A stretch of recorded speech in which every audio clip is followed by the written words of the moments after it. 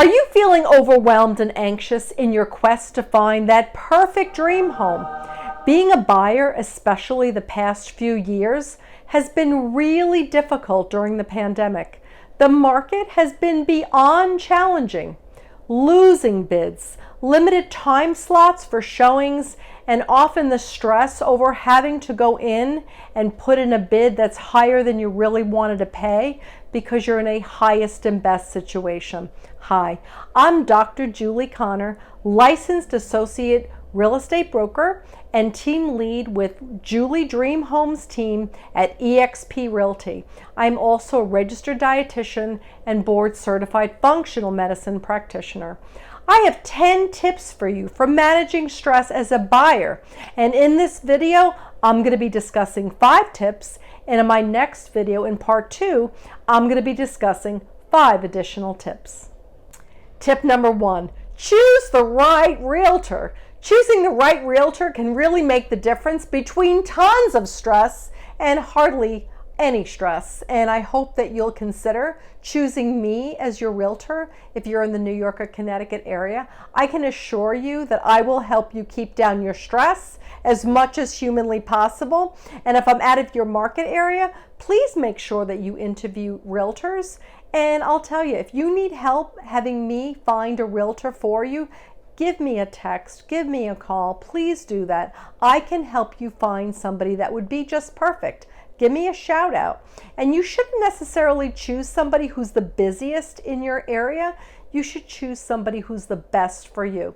They may not have the time for you to spend the time, especially if you're a first-time home buyer, the time that you need to nurture, take you out. You may end up going with one of the agents in their office who's a newer agent. Tip number 2, make sure that you have a buyer counseling session with your realtor. Whether this is the first time that you've ever purchased a home or the 5th time or your 10th time, things are always changing in the real estate market. And by sitting down with your realtor before you go out house shopping, this is really going to reduce your stress. You'll know all the steps in the home buying process. I review everything with my buyers in that first session, right from the beginning all the way to the end. And this session could take anywhere between 1 and 2 hours based on the number of questions that my buyers have. And my buyers love these sessions and they always find them very valuable. Tip number 3, practice active communication with your realtor. Keep in touch on a very regular basis with your realtor. Keep them informed about how it's going with your bank or your mortgage company. And if you run across any problems, you should definitely mention it sooner or later. Even little details could make a difference. Tip number 4, this one is really important. Trust your realtor as the expert instead of relying on Google or the advice of family and friends.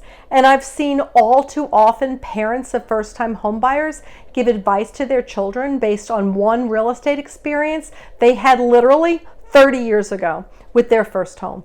I had one couple recently choose an adjustable rate mortgage because it was a lot lower, even though the interest rates at that point were only about 3%. My recommendation for myself and the attorney was to go with a fixed rate. But because it was recommended by their family, they went with an adjustable rate. And look what has happened with interest rates. We've gone all the way from 2 and we're close to 6% now. And I don't know, I can only give advice, but they Googled it and they figured and they talked to their family and they thought maybe this would be a really good idea for them. I know that they wish they would have listened to me though. Tip number 5, and this is very important. Do not procrastinate with paperwork. Getting the requested paperwork to your mortgage company or your bank is really imperative to getting to the closing table in a timely manner.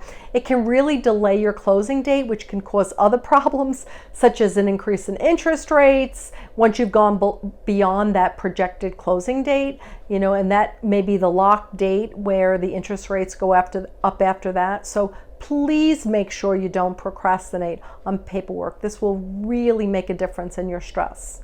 I hope that these 5 tips have helped reduce your stress. Watch part 2 for 5 more tips to keep your stress under control during your real estate transaction. I thank you so much for watching, and if you've received value from this video, please like it and subscribe to my YouTube channel for many more buyer helpful tips. Thank you.